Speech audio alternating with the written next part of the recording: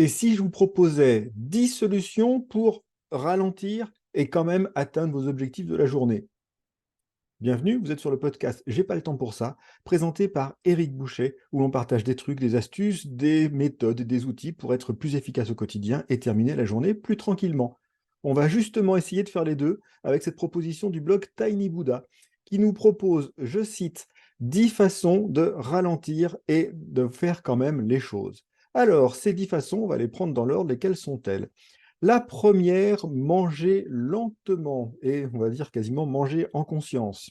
La deuxième proposition, ne rien faire pendant les 15 minutes qui suivent votre réveil. Si vous avez l'habitude de prendre votre téléphone pour regarder les dernières infos ou les emails, essayez de faire autre chose.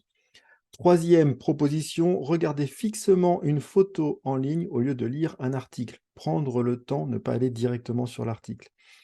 Quatrième, vous connaissez bien le multitâche, choisir une activité que vous faites en multitâche et ne faire que cela, la basculer de multi à monotâche. Encore une fois, on met dans la conscience, dans l'action. Cinquième élément, je vous propose de le tester dès que vous pouvez, fixez votre télé éteinte pendant 10 minutes avant de l'allumer.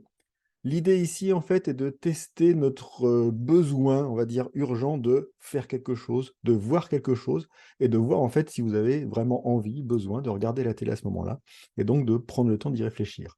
Numéro 6, bloquez une demi-heure de temps non planifié dans votre agenda, une demi-heure où vous n'allez rien faire, ou en tout cas rien n'est prévu. Numéro 7, écrire la loi de Parkinson à un endroit où vous la verrez souvent. Et pour ceux qui ne s'en souviennent plus, la loi de Parkinson, c'est celle-ci. La tâche se débrouille toujours pour occuper le temps disponible. Ça marche dans les deux sens, que ce soit un temps long ou un temps court. Et c'est très lié à une de mes méthodes préférées, qui est le Pomodoro. Numéro 8, observez les alentours quand vous conduisez. Bien évidemment, faites attention à la route, mais ne pas forcément concentré sur la radio, la conversation. Regardez aussi ce qui se passe autour de vous, puis ça peut être important aussi. Numéro 9, jetez votre smartphone à la mer.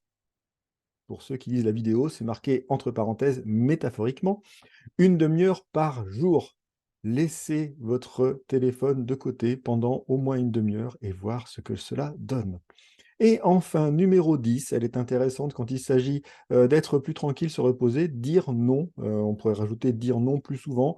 Si vous avez vu une des citations de Warren Buffett sur la différence entre les gens qui réussissent et ceux qui réussissent admirablement bien, c'est qu'ils disent non plus souvent.